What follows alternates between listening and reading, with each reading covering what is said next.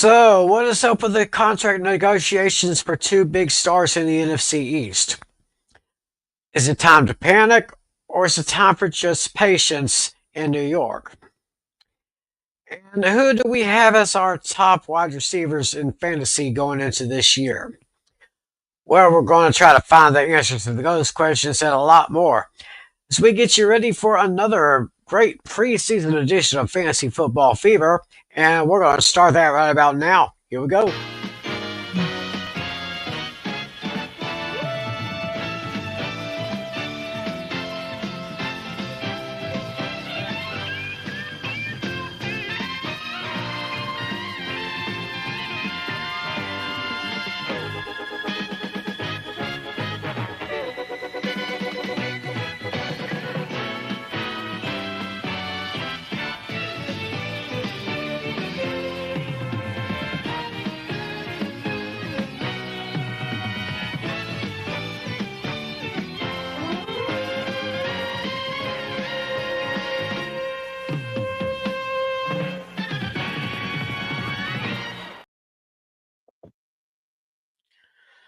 Hey, what's up, everybody? Welcome to another edition of Fantasy Football Fever. It is Friday night, July 25th, 2025. We are at the tail end of the month of July, which means that the preseason is just about on us. But most importantly, all 32 teams have started their training camps, and we got a lot to cover from top to bottom here.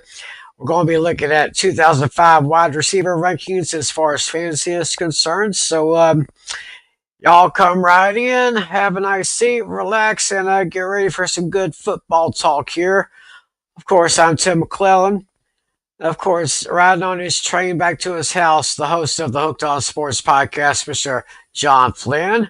Mr. Flynn, how you doing, bud? I'm doing good. Thank you for asking. It's hard to believe that everyone's already at training camp. I'm ready to go.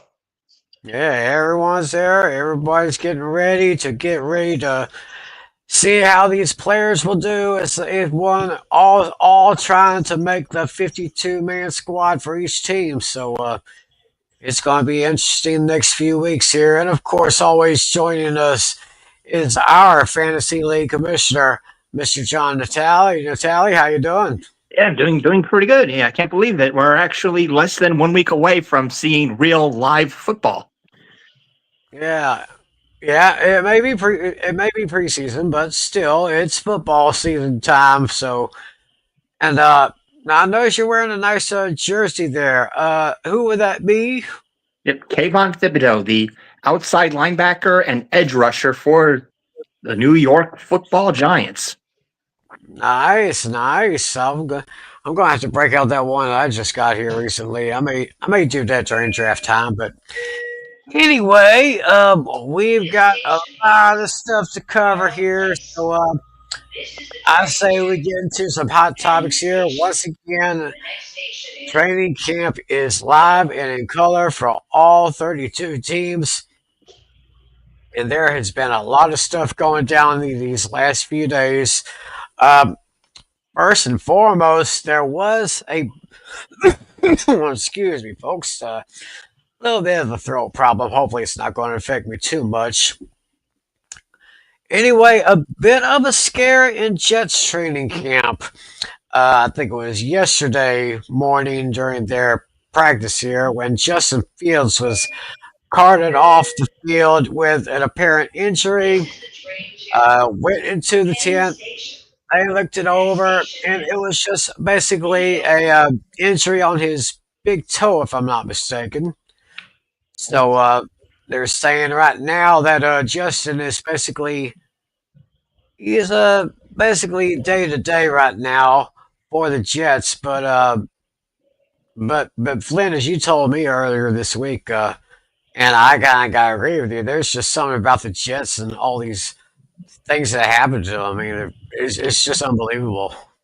I mean, what is it with the Jets and the inability for the franchise and the fans to not have and the Jets fans to not have nice things? This is a team that has the longest playoff drought in North American sports. They had it uh, played in the playoff game since January of 2011 when they played the AFC Championship game against the Pittsburgh Steelers. So that's wild and obviously the last thing any Jets fan wanted to hear with Justin Fields and all of that because look, I think Justin Fields is in for a decent season and I think he's going to put up some good fantasy numbers this year and I think if the Jets want to go towards building the culture that Aaron Glenn wants to build, so that's definitely the last thing any Jets fan wanted to hear. But the good news is he was back out on the practice field this morning, and he did some running, so that's most certainly an encouraging sign. But that toe issue, we're gonna have to monitor that as we inch towards the start of preseason action for the Jets. Yeah, so of course, everybody with the New York Jets, all the Jets fans are going to be keeping their eye on that situation. As we said, Justin is going to be day to day. Moving on in training camp. There's one big star in the NFC East who is absent from training camp. He's still waiting on a new contract, and that, of course, is the talented Commander receiver Terry McLaurin. He only has 1 year left on a 2-year deal signed back in 2022. It was a $68 contract extension. Um, I don't know what's going on there. Flynn, can you shed some light on this here? So, I mean I think we're trying to rationalize like what's going through McLaurin said some that his agent is trying to is trying to try the mental gymnastics of all that. Now McLaurin wants a contract and you have to think that the Jets just paying Garrett Wilson 130 mil a year to catch the football. So it's going to be interesting how the Commanders are going to handle this because look, I think Washington's going to take a step back this year. I mean, even with this because the roster is growing old and slow. And I want to give you a little this is not like the official trivia question for that. We'll get to those in a little bit, but I was going through some digging between Washington's roster and Philly's roster, so that once Von Miller is signed, Washington is going to have 17 players age 31 or over on the roster. Do you know how many the Eagles have on their roster? 1. Just one that's over 30 years old. Yep, and that's Lane Johnson, the future Hall of Fame right tackle. So I appreciate what McLaurin's trying to say here, but now the Commanders have put themselves in a corner here with this because Terry McLaurin was as essential to anyone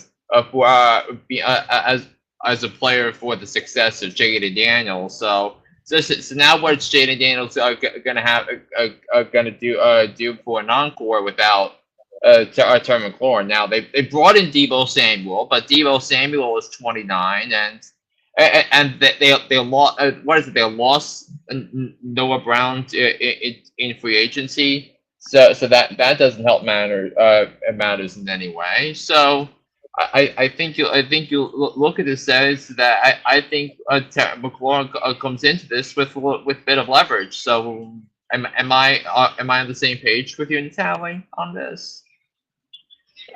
Yeah, I think I agree with you on that. So,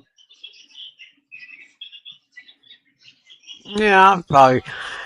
Yeah, I would agree with what you're saying right there. So, yeah, hopefully they'll get a deal done with him because like I mean, like he is 29 years old. He's still very talented.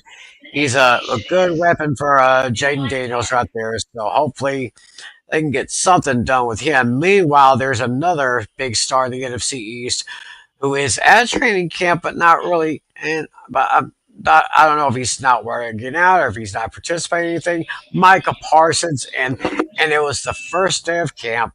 Jerry Jones at the mic with the first press conference. They were asking questions about the Parsons situation, getting his contract done. He's like, and I think his quote was something like, "Just because we signed it doesn't mean we're going to have him." And he mentioned that he was injured for 6 games last year, when actually, in all actuality, I think it was 4 games. I think I did some research there. And then Micah comes back, and he's like, well, all these other guys, all these other tight ends, they've got their deals. I mean, you got TJ Watt, and you got some other guys, uh, Max Crosby, they got their contracts. So it's like, where's mine here? So could there be a possibility that Parsons could actually get traded? Okay, this is my probability. Here are the chances of Micah Parsons getting traded. 0. Absolutely not. It's because look, the Cowboys, yeah, even though they dished out lots of money to Dak and money to CD, there's still money out there that the Cowboys can use to pay their all pro defensive player. So. But Micah, I actually applaud Micah for actually showing up to training camp and getting ready for the season with his teammates, because he knows how important, how indispensable he is for the success of the Dallas Cowboys. But see, the problem is that the Cowboys are not setting the market on their own terms. That just that it happened with their Lamb and what and how how they paid CeeDee Lamb, that they waited till it was a little late to do that. And so the Steelers extended TJ Watt, and now Mike is gonna ask for more. And so again, do I think the Cowboys are gonna be better than they were last year? I think they are. I think this Cowboys team can improve upon its 7-win season from last year, 8, 9, 10 games maybe. But they got to get the act together in the front office, Oh yeah, definitely. So something's got to be done right there. So tell you what, let's stay in the NFC East right here. What are you hearing out of Giants camp? Yeah, I mean, so the first day of training camp, Joe Shane and Brian Dable talked to the press, and Brian Dable does not waste any time. Sets the tone early for the structure of the quarterbacks. Russell Wilson's starting week 1. So they have a development pro that if the time and place is right for Jackson Dart to come in and play, it'll have to be a time and place. So I think I think the Giants are handling the quarterback situation intelligently here. Because you have a Giants team that is so that is really clamoring for some hope here when it comes to the quarterback business. But if you look at the front end of the schedule, they have Washington, Dallas, Kansas City, the Chargers, New Orleans, Philly, Denver, and Philly. So is there a realistic case that the Giants could start the season 1-7 with that schedule? If that's the case, then the Giants fans are going to be restless in trying to get the team to start Jackson Dart, and that's not the situation anyone wants to be in. Right. So, interesting news come out of Giants camp here. I just came across this one from Cardinals training camp. Uh, Linebacker J.J. Russell carted off the field following collision on 7-7 drill. Is taken to a local hospital here, evaluated for a head and neck injury. Russell was released from the hospital, returned to camp. All tests were negative, so I guess maybe they could use an extra corner over in Arizona. That's it.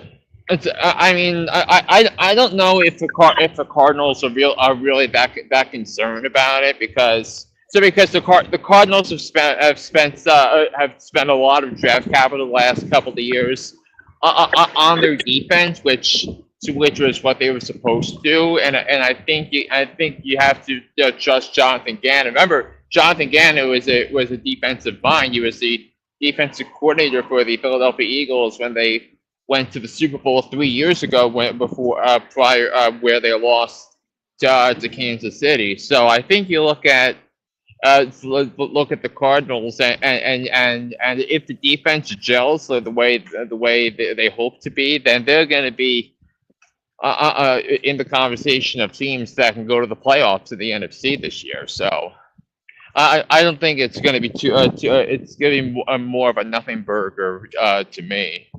So I think that's where I am on the Cardinals. And another thing that stood out to me, and this is kind of picked up where we left off last week when we evaluated the Chargers running back situation. So Najee Harris was placed. We already established was placed on the players unable to perform list for the LA Chargers, and he showed up to training camp this week, and on Thursday there was footage of him walking around in a hoodie and wearing his shades with sweatpants and all that. So you have to think though, is that a time to start raising the stock on Omarion Hampton?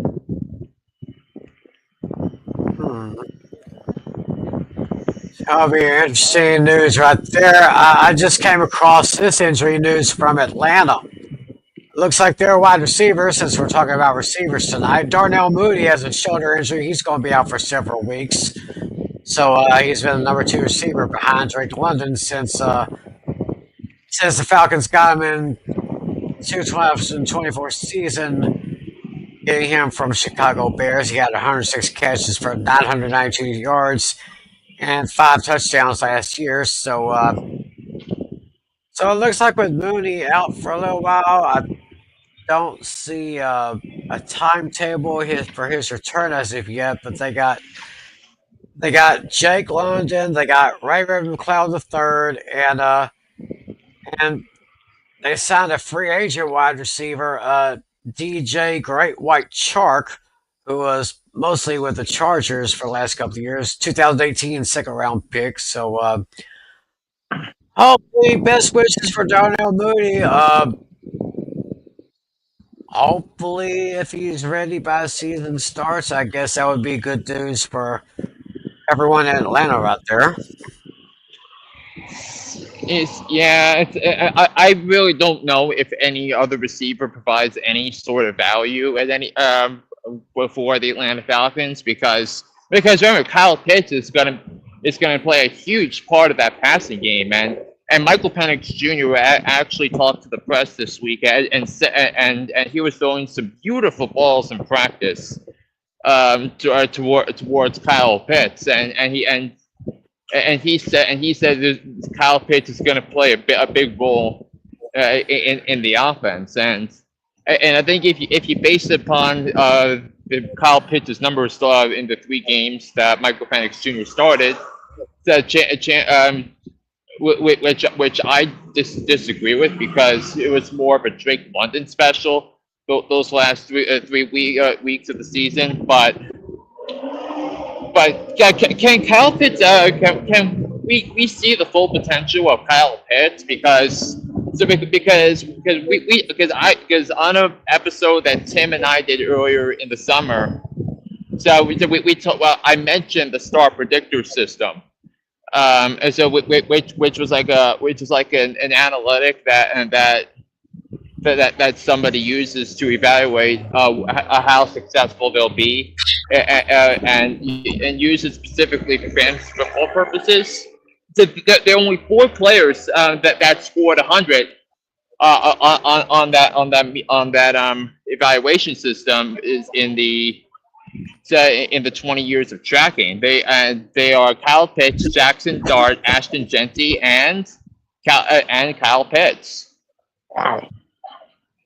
Mm-hmm. So, and it is an utter shame that not only have the Atlanta Falcons wasted Kyle Pitts, they have not made the playoffs with him on the roster, and quite frankly, with the coach like Raheem Morris on the hot seat, I think you got to go all out in maximizing Kyle Pitts and his talents. Yeah, I think they're just wasting him. I think he's being cheated. Yeah, That's how I see it. He's just being cheated. We'll just have to see what happens there. I mean, look at the Falcons. Each of the last in the 4 years from 2021 to 2024, said that every year they spent a first round. They were selected in the top 10 in the draft, and they drafted a tight end in 21, Pitts, 22, Drake London, 23, Bijan Robinson, and then last year, inexplicably, Michael Penix Jr. in 2024. So they have a quarterback, a top 10 draft pick, a quarterback, wide receiver, tight end, and all of them on rookie contracts, and you waste the talents of them. I mean, come on. I don't know what's going on through I don't know what's going on through Terry Fontenot's head, but I don't know if I even want to know. I mean, the fact that he had to explain to Arthur Blank immediately after drafting Michael Penix Jr. Why he drafted Michael Penix Jr. and offered an explanation. That was a pretty rough indicator of things to come. Well, oh boy, let's just hope everything's okay. Over in Raiders camp, Christian Wilkins was released from the team. Based on how Wilkins treated the Raiders voided the remaining $35.2 million of guaranteed money left on his contract back on June 4th. Belief was that Wilkins needed another surgery on his foot. He went against it. So it looks like he may be filing a grievance against the NFLPA. It says here last season he signed a 4-year, $102 million deal with $82.7 million guaranteed. Signing bonus of $24 million back in March. He had his roster bonus of $20.5 million converted to a signing bonus to create some cap space. Says here if the voiding of Wilkins' guarantee stands, the Raiders will only have to pay his prorated signing bonus, which is a yearly cap hit of just almost $10 million through 2028. So I'm not sure of the extent of the situation in the Wilkins deal in Vegas. I'm not too clear about that. Yeah, so, I mean, Wilkins needed surgery and he didn't want it. So, if he's gonna be an issue with the Raiders, remember you have a new head coach, you have a new general manager. So if they see someone that's not going to fit into the culture, bye. And by the way, you're not winning. And the grievance, you're not going to win either. So short side of things. So I applaud what the Raiders are doing. Remember, Raiders are going to win some games you don't expect them to win. So let's keep that in mind. Yeah, so I'm not going to take too much time looking on this particular situation right here. So Yeah. So, can we talk about the Bengals?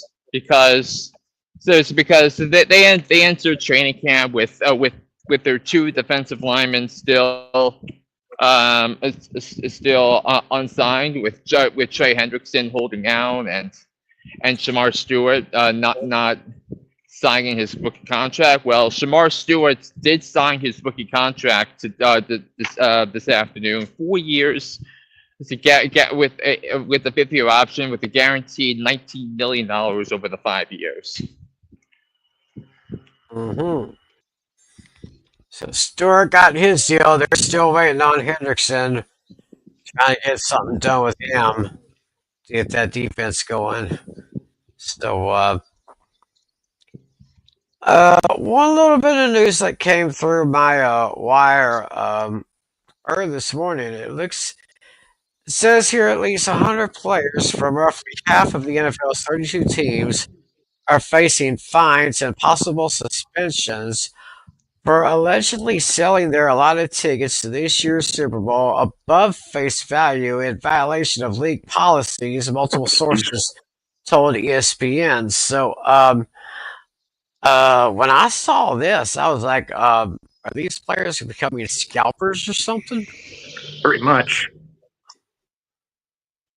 It's a weird situation here. Yeah. So players who violated the rule will be fined 1.5 times the face ticket value and lose their allotted tickets to the next 2 Super Bowls. If they're playing in the game, their players will have the chance to purchase seats. Those who decline the punishment could be suspended by Goodell, league, and union sources, with direct knowledge said here. Yeah, that came through my wire today, and it's just a bunch of legal stuff here, but it could affect a lot of players if this goes through. So I wonder who they are. it will be interesting to see. I mean, it will be interesting to see here. Any other notable camp news that I missed or overlooked? I mean, I do see another injury news. I don't think you said it yet, but Kevin O'Connell says that Justin Jefferson is dealing with a mild hamstring strain.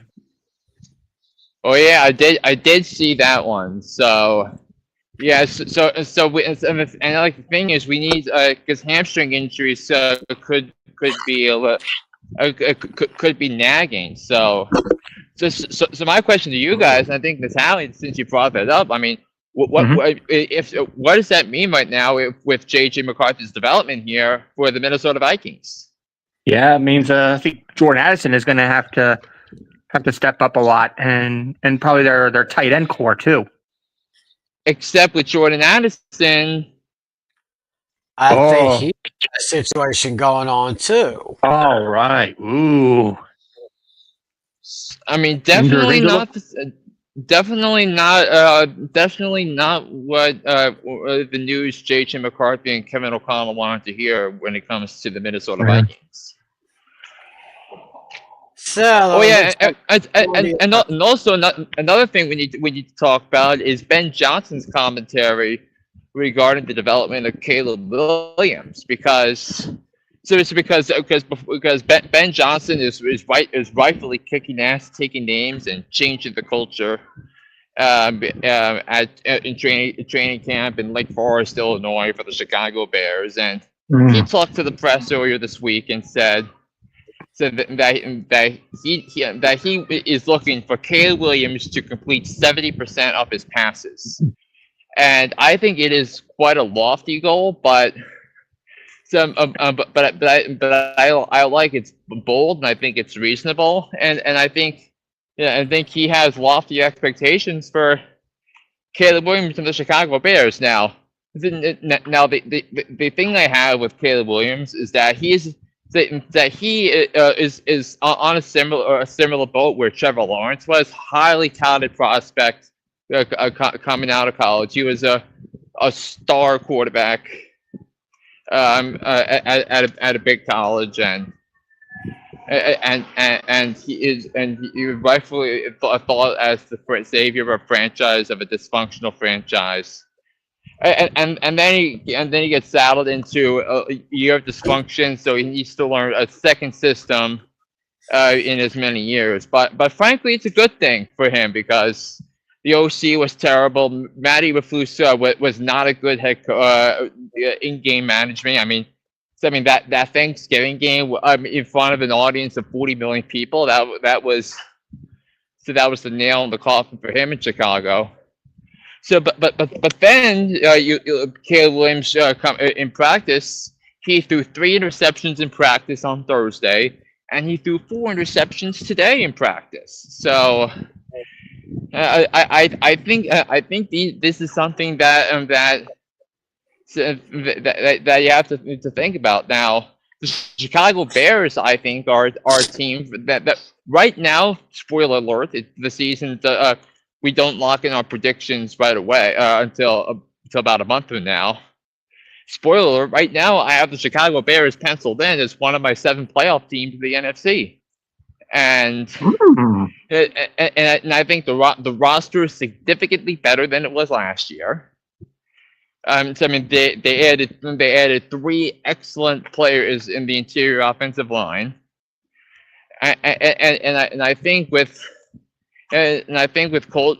culture and all that, I think there's a sense here that the Bears can win double-digit games this year with what they have. So, of course, this is something you have to monitor for if you're the Chicago Bears. Interesting. Wow. Yeah, definitely. Well, there was some news coming out of New Orleans. The safety Tyrann Mathieu he announced his retirement on the eve of the first training camp practice. The 33-year-old is retiring after a 12-year career in the NFL, 3 of them in New Orleans. It was a third round pick for the Arizona Cardinals in 2013. Spent the first 5 seasons there before playing with the Texans. He was with the Chiefs from 2019 to 2021. Was one of those Super Bowl winning teams. They spent the last 3 years in New Orleans. First team All Pro 3 times, and went to 3 Pro Bowls. So, all the best wishes to the guy known as the Honey Badger. Yeah, very solid player. Yeah, it's pretty solid. I mean, he like I always say, he wasn't flashy, but he wasn't trashy. I mean, he did what he had to do on the field, and he made some plays when they needed him. So best wishes to Tyrann Mathieu on his retirement. And Natalia, I think you mentioned there was another player who just announced his retirement right before we went on the air. Yeah, Justin Pugh, an offensive lineman. Justin Pugh, the offensive lineman for the Giants, right? Yeah, and he played for a few other teams sporadically, but yeah, he had his later career was kind of derailed by injuries, and then he came back, got injured again. Okay, so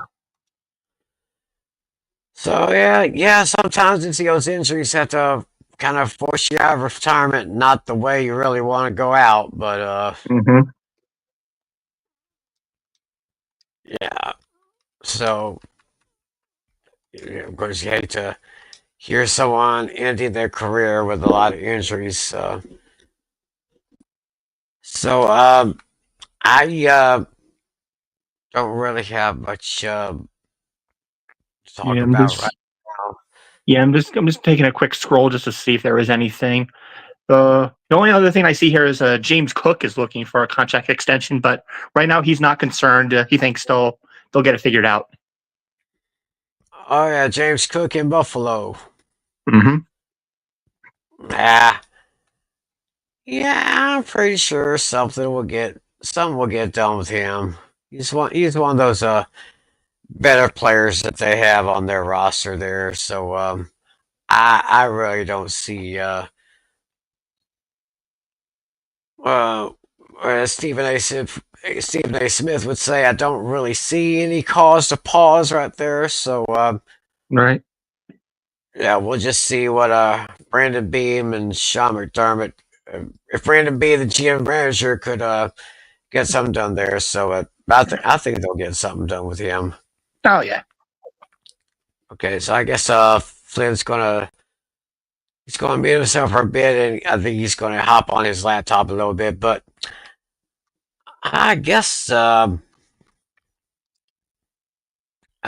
go ahead and get going with the main part of our show here. We're talking about fantasy wide receivers this week. And we each made a list of the 52 people who made our list here. And I guess the tally, since you're here right now, Sure. I guess we can go ahead and get your list up and going right now. Okay. Let's. And there we go. Yep. Well, I mean, according to some research I did, it looked like Jamar Chase was at the very top of the list for everybody. It was like 1-1-1-1-1 down the line. I didn't see anybody with a 2 for Jamar Chase at all. And yeah, I think I definitely agree with that. He was pretty much the best player for the whole season across the board. And then, yeah, number 2, I think I had to put Justin Jefferson. These are the clear 1 and 2s right now. Both of them, I think, pretty much led the league in receiving for their respective teams and touchdowns. Those first 2 are basically jack of all trades, you could say. Yeah, number 3, I had a difficult choice, but I'm high on Puka Nacua this season.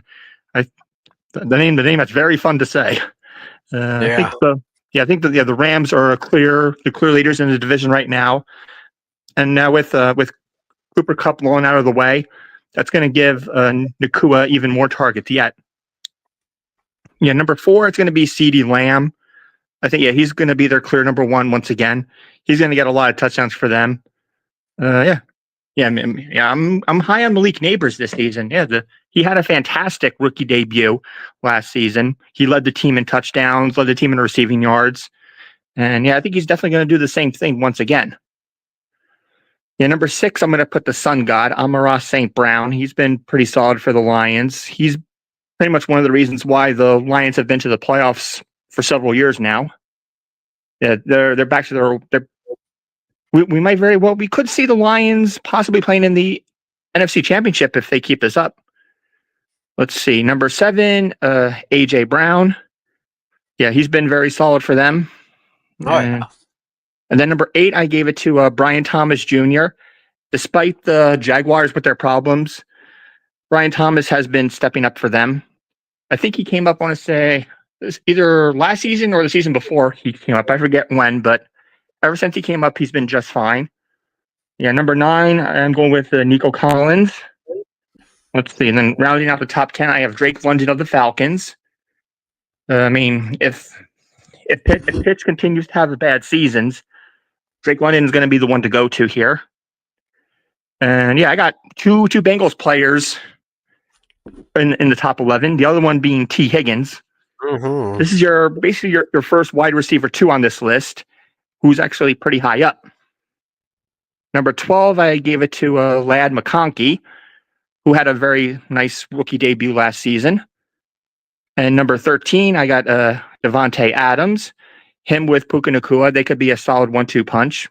Both of those guys cracked the top 15.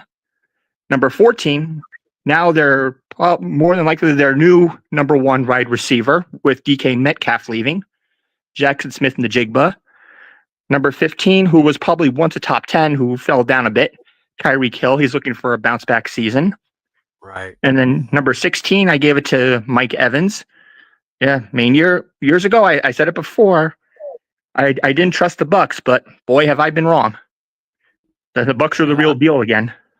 Mm-hmm. Number 17, Garrett Wilson, fresh off of a new contract. Number 18, Marvin Harrison Jr. He had a pretty decent season in his rookie debut, off to a rough start, but he bounced back. Number 19, DJ Moore. And then just cracking the top 20, I put Scary Terry McLaurin. And then number 21, I'm giving it to DK Metcalf. And then for number 22, the Chiefs' top receiver as it stands right now, Xavier Worthy. And then number 23, in his third season now, he's going to look to have another solid year, Zay Flowers. And then coming in at number 24, I got Devonta Smith. Then number 25, Cortland Sutton from the Broncos. And then 26, Waddle for the Dolphins. And then page 2, I'm putting Calvin Ridley on there. And then the first wide receiver from the 2025 draft class, I can't say the name, Tara McMillan of the Panthers. As it stands right now, he's probably going to be the number 1 wide receiver. We'll see what happens there. Number 29, Jameson Williams. He was fairly decent last season. He's going to look for a bounce back. Number 30, the very pitiful Cleveland Browns. I had to put somebody, so he was the one to go to. And number 31, I have George Pickens. Falling way down on my list, Rashee Rice with his legal troubles. I had to move him down a bit because he's probably not going to play in very many games. A lot of sources I saw had him in the mid to lower end of the 20s, but I dropped him down a bit because he's not going to be playing as much. Number 33, Roman Tuesday. Number 34, Travis Hunter.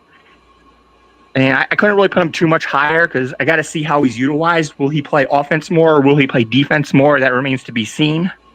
Right. Number 35, Jordan Addison. He should probably be higher now considering Justin Jefferson's injury, but we'll see what the severity of that is, if anything at all. Number 36, I think the last team I didn't list yet, Chris Olave for the Saints.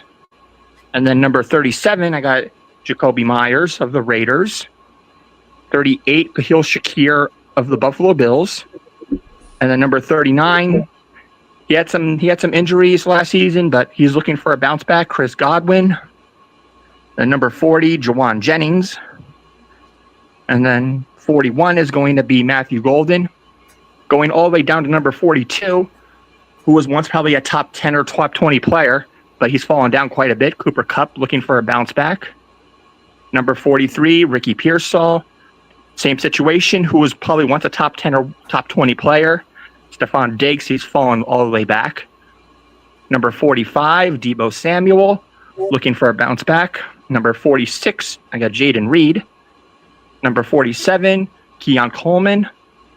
And then 48, Rashid Shaheed. He had a breakout towards the mid-latter point of the season. Looking for another bounce back from him. Number 49, I have Josh Downs. Number 50, Darnell Mooney. And then number 51, derailed by injuries. Hopefully he still has something left. Michael Pittman Jr. And to close it out, I had to do it just for the giggles. You know what to do, Tim, for number 52. Yeah, I know. I had to put him in just because. Oh my God. I know. I know. You're so. It could be the last. It could be the last time we. It could be the last time we played this theme because he could be retiring at the end of the season. Really now? Possibly. Well. I guess that's Natalia's list right there. So that honestly wouldn't shock me. So, we just did the tally. So, did you do your list yet, Tim? No, I haven't. Okay. So, I mean, I can take over now since I'm home. Oh, we lost Tim for a second.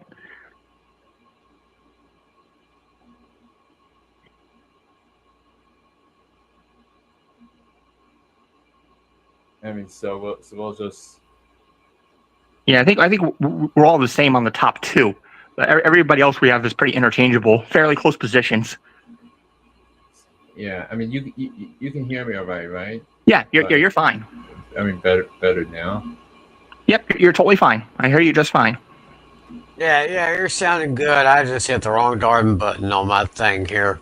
Hmm. Anywho, let's go ahead and get my list going. I pretty much agree with Jamar Chase being number one, probably the best receiver in the whole league here. I got number two, Justin Jefferson. Um, Hopefully things will not turn out too bad with his situation here. I got CeeDee Lamb at number three.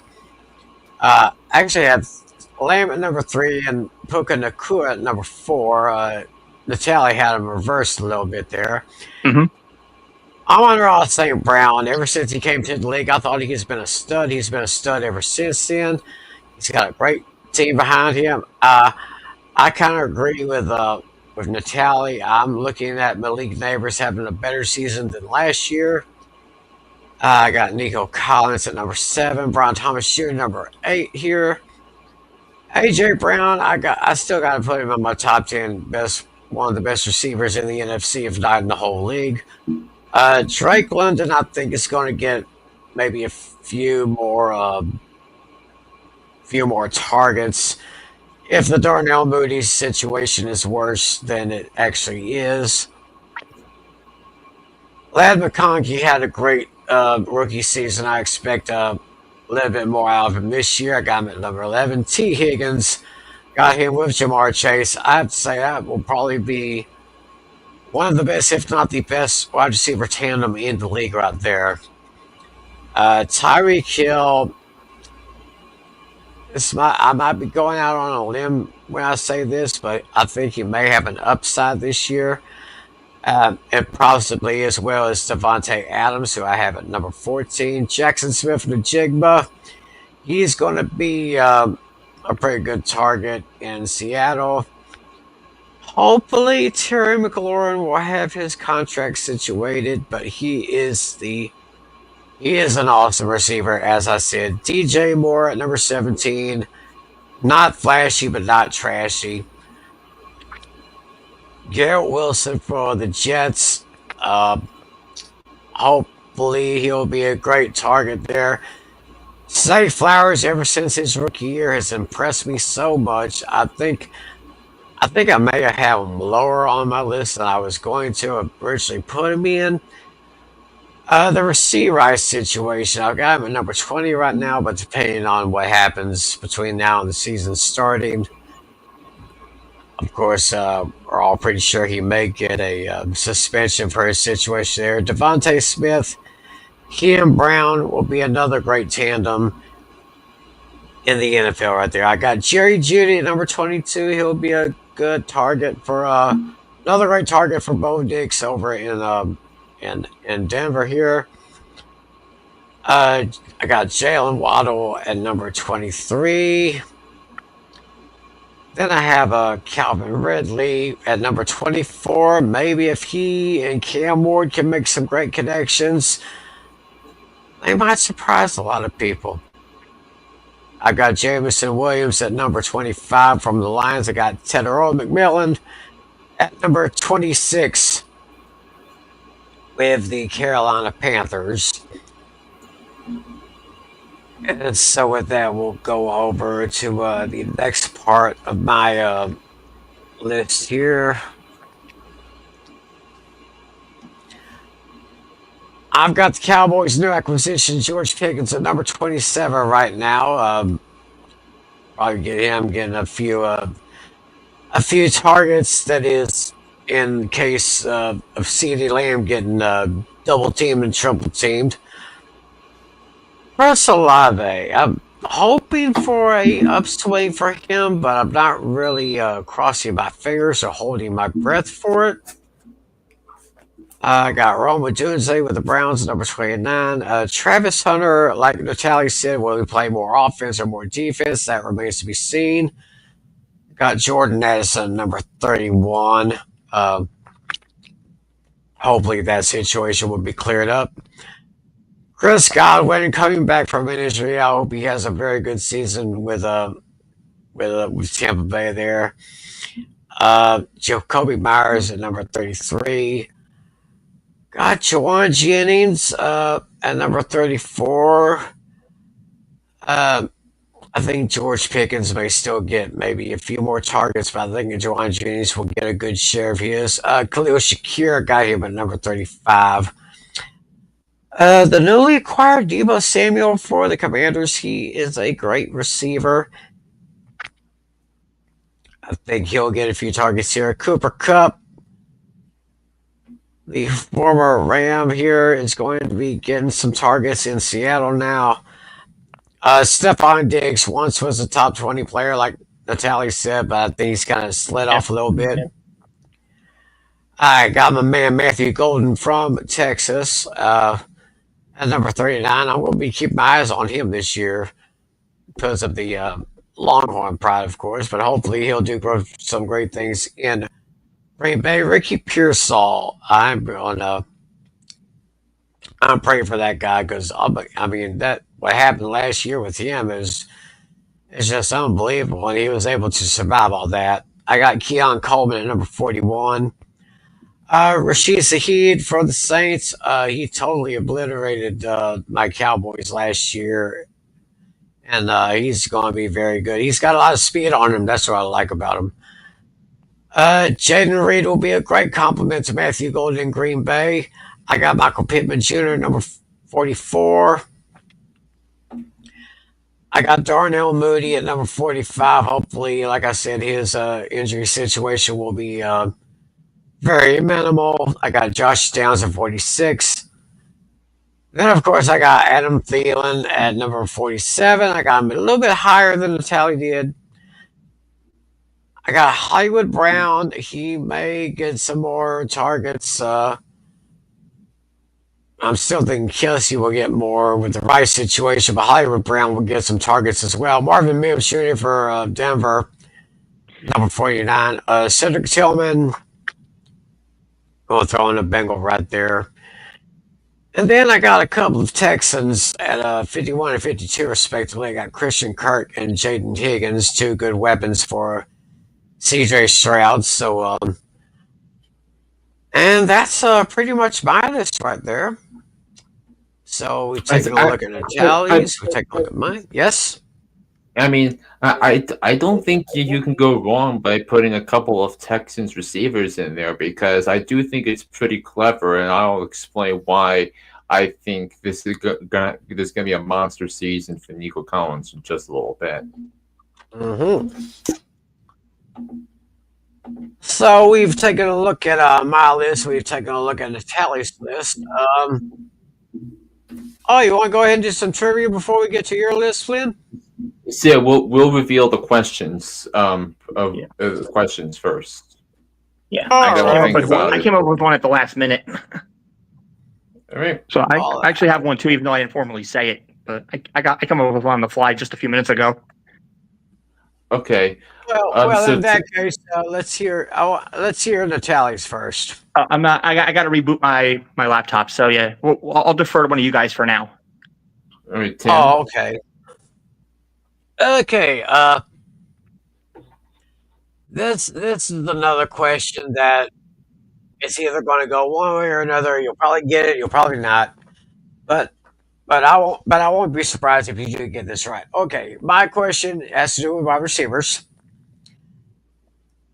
The Hall of Famer Jerry Rice holds the NFL record for the most seasons with 1,000 receiving yards. He's got 14 of those. Oh man, I already see that smirk on Flynn's face there. He probably knows what question I'm going to ask. Who is ranked second? All right, so this requires my backup trivia question for today. So Oh boy. I Somehow I knew. and I should have known you were going to go that way too. So here's my trivia question: which wide receiver has the most targets in a season?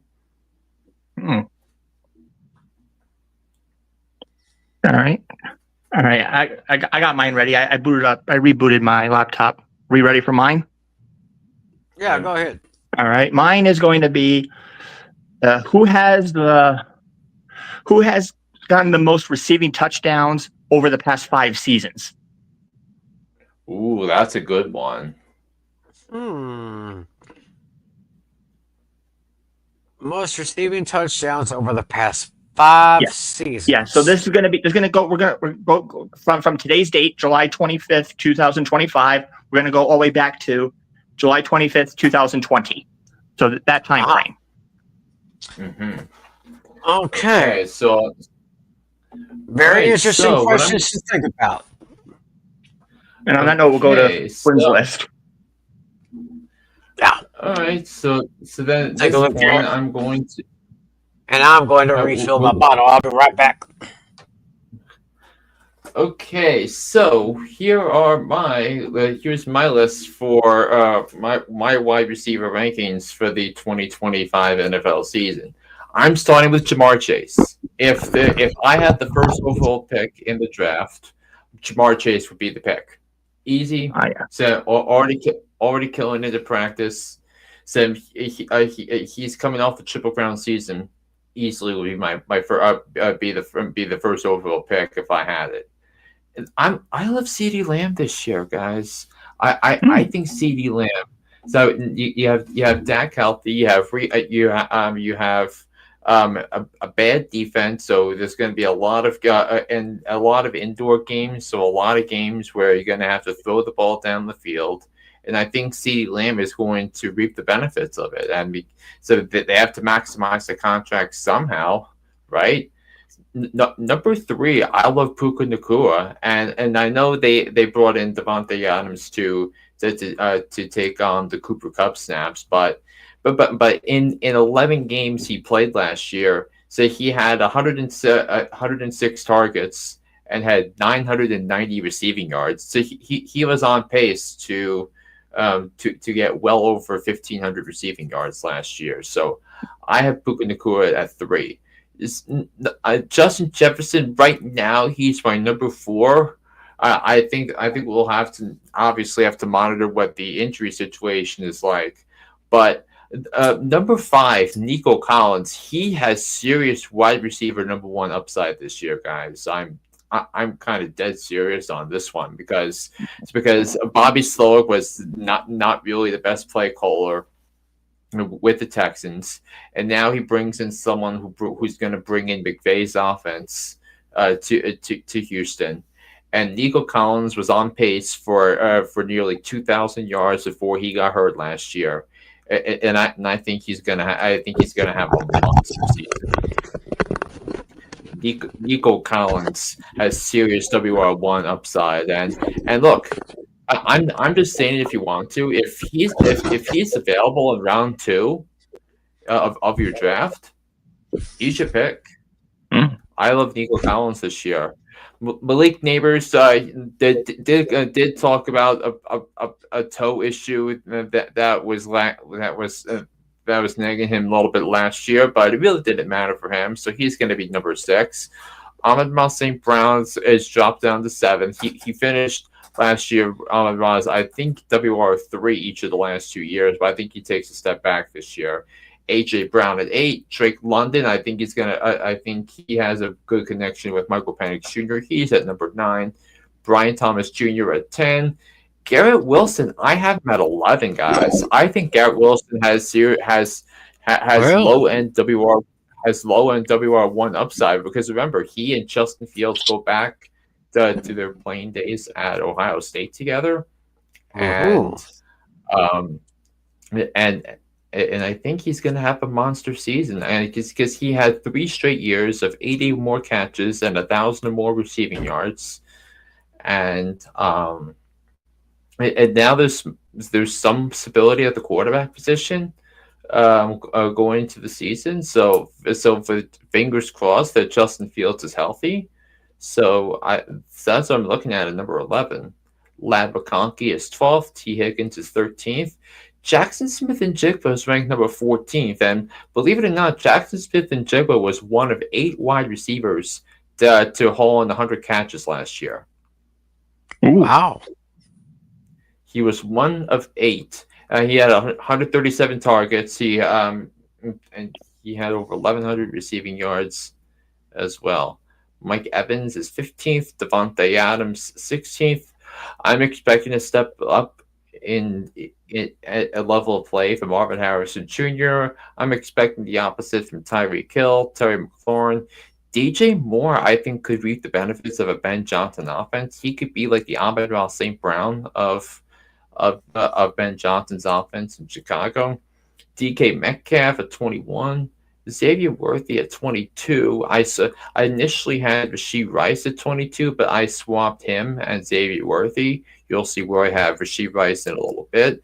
Devontae Smith at 23. I just think the concern with Smith is that if A.J. Brown and Dallas Goedert and if Goddard, Brown, and Barkley are all on the field, that his target share is going to be quite limited because he's probably the third or fourth best offensive player, maybe the fourth or fifth best offensive player on the field at a given time with that insane offense.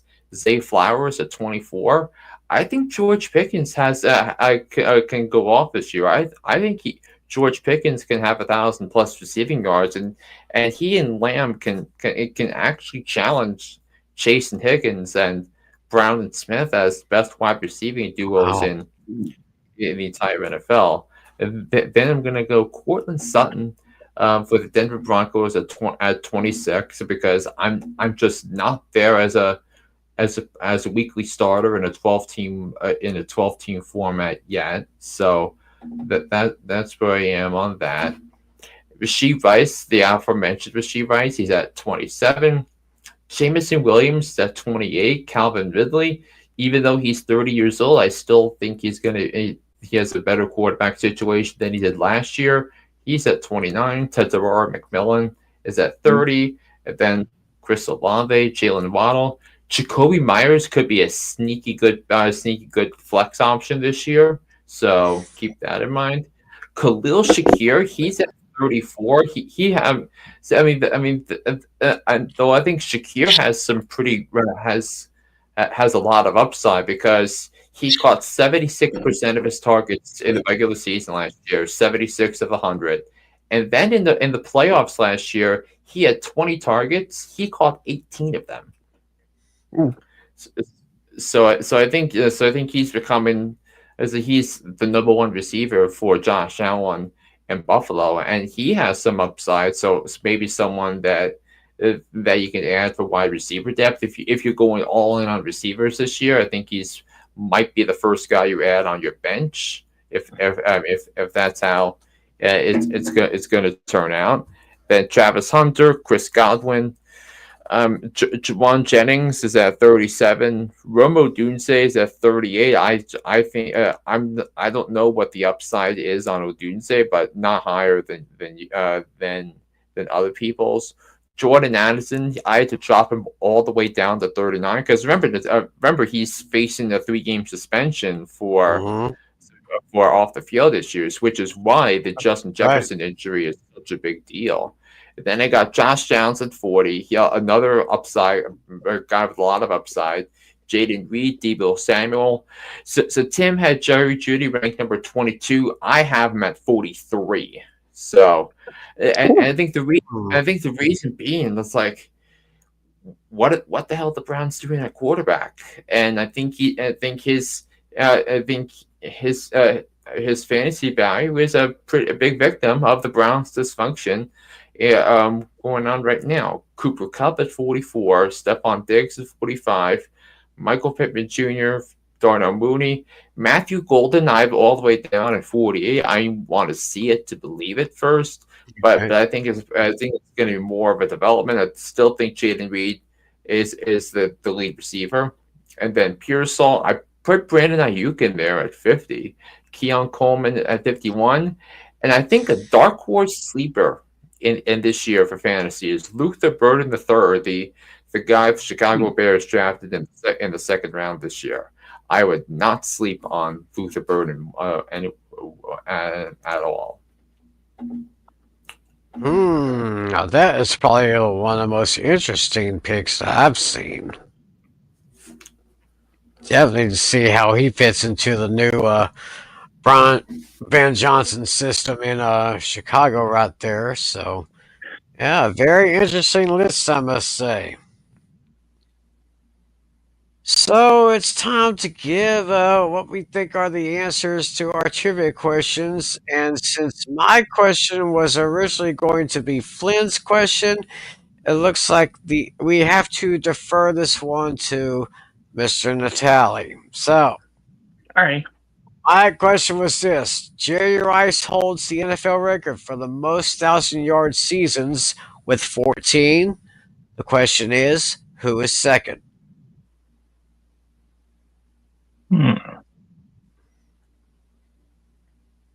I have an idea. I'm not confident though. I'm going to say Randy Moss.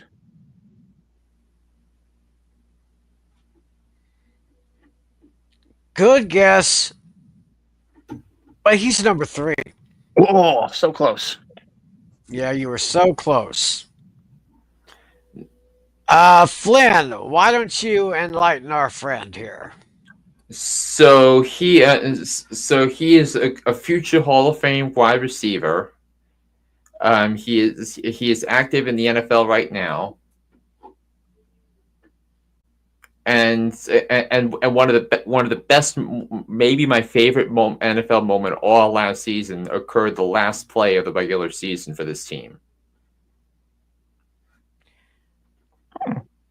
He is going into his 12th season, and he has had a 1,000-yard season for every year he's been in the league so far. What the heck? Yeah. Wow. Get around me. I can't. This person can't be that old. Really? Who's an old fart that's currently active? Jeez, I don't know why I can't think of it. Oh, you're gonna kill yourself. Yeah, go ahead. Just say it. Say it, Tim. Mike Evans. Oh, okay, that wasn't who I was thinking of. I didn't consider him old at all. He's not that old. I was thinking it had to be some old geezer that was like 38 years old or something. He's not that old. He's very so. Yep, Mike Evans. He has 11 straight seasons. He's going into his 12th season right now, and I don't see much of a change this year. I mean, especially with Godwin recovering from that knee injury. Mm. Absolutely, that's going to be a huge help for them. So, Lynn, let's have yours. So that my original question was going to be that. So when Tim told me that he had a trivia question, I knew I had to come up with a backup for this very case. So my question is, which wide receiver has had the most targets in a single season? Most targets in a single season. And I will give you a hint. It was when we had a 16-game season. Okay. So not 17. All right, so it's back at 16 games. So we're going back ways. I feel like this should be an active player. So, you know what? I'm going to win it. I'm going to say Jamar Chase.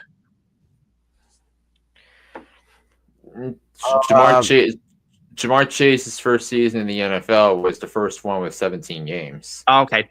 So let me strike that then. So, So he's out. Okay. I got an alternative then. I'm gonna go with Tyreek Hill. Okay, Tim. I'm gonna go. He's gotta be right. He's gonna be receiver. And I'm gonna go out on a limb and say Julian Edelman. Ooh, interesting. So Julian Edelman, the most targets Julian Edelman had in a single season was 159 targets in 2016, which so he is actually incorrect. The most Tyreek Hill's had in a season is 171. So the guy that has the NFL record had 205 targets in a single season. Jeez. 205. Wow. Yep. Is he ready for the answer? Sure. Yeah. No. Actually, it's Marvin Harrison Sr. in 2002 for the Indianapolis Colts. Oh, Marvin Harrison Sr. Wow. Yeah, that was around the time of the downside of Peyton Manning right there. Mm-hmm. So that was the first year of Tony Dungy as the coach in Indianapolis, and of course he won a Super Bowl a few years later. Mm-hmm. Okay, and now so the Towns question. Yeah. Alrighty. Guess it's time for mine then. Well, I mean, I was originally going to ask who is the last wide receiver to finish the season leading in both receiving touchdowns and receiving yards, but I felt that one was going to be a little too easy. Yeah. Because that was 2021 Cooper Kupp. But now my real question here is going to be, just like I said before, we're dating back to the last five years, July 25th, 2020 to today's date. Who, out of those 5 years combined, who leads the league in receiving touchdowns? Oh God, this is tougher than I think, because I think so too. See, like Tim, my first thought is CeeDee Lamb, but I don't know how much time he's missed because of injuries. So I was going to say CeeDee Lamb, but you mentioned the injuries, and he was down for a little while, so CeeDee Lamb is not my answer. Okay. And most receptions over the last 5 years. Not most receptions, receiving touchdowns. Receiving touchdowns over the last 5 years. And Justin Jefferson seems too obvious. So usually the obvious answer is not the most. If it's too obvious, then it's probably not it. So right, exactly. I'm going to say, oh my gosh. Wide receiver. I can't say Cooper Kupp because he tore his ACL and missed some time this year. Right. Oh gosh. Over the last 5 years. Most receiving touchdowns over the last 5 years. It's gotta be a team that's in the playoffs almost every year. I'm gonna go out on a limb and oh my gosh. Who was that guy? Oh my gosh, I'm racking my brain so much I can't stand it. I'm gonna say oh my gosh, he's on the tip of my tongue. I want to say a receiver from Pittsburgh.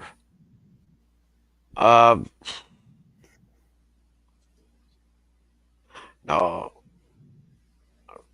Oh my gosh.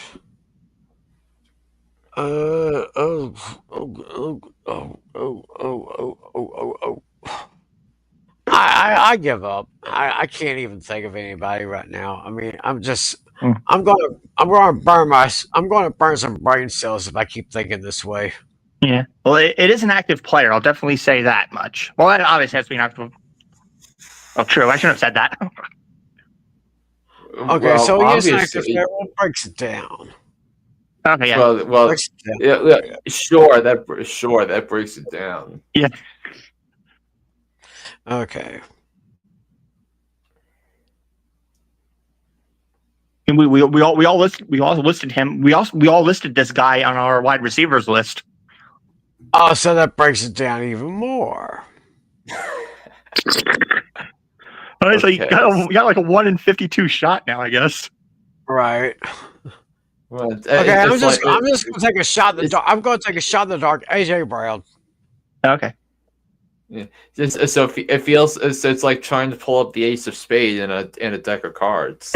So, so my guess, and I feel like 2020 and 2021 is a lot to do with it. I'm going to guess Davante Adams. Davante Adams. Okay.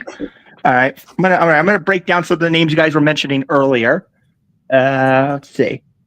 I know, yeah, CeeDee Lamb was the very first name you guys routed on the list. CeeDee Lamb was 10th on there. He had 38. And something kind of interesting on here. In that span, he actually had 388 rushing yards. Kind of an interesting tidbit there. I think he had a big rushing play last year against Cincinnati. Yeah. You guys also also Cooper Kupp was briefly mentioned. He was number 11 with 36. Okay. And then when Flynn said Justin Jefferson seemed too obvious, you were correct on that assumption. He was 8th with 40. And then let's see. And then for the final breakdown, now for the final answers here. Tim went with AJ Brown. He had 41, which puts him at 5th on the list. So good guess, Tim. You're really close. Yeah. And Flynn, you went with Davante Adams. He had a whopping 59 receiving touchdowns, which puts him at number 1. Oh, Flynn got it. Number 2 was actually an answer to Tim's question, Mike Evans. Mike Evans was 2nd. He has 57. And then I'll just read the top 10. Number 3 was Tyreek Hill. Number 4, Jamar Chase with 46. AJ Brown, 41. DK Metcalf is tied with him. And then Stephon Diggs and Justin Jefferson are tied with 40. Mr. Hooked on a Thielen, Adam Thielen has 39. And then rounding out the top 10, CeeDee Lamb with 38. I think that since I think the last 5 years, because 2020 and 2021 were the MVP seasons for Aaron Rodgers in Green Bay, and his favorite target. I think there was like a year where Davante Adams in PPR settings had like average 25 points a game, which is kind of unheard of. But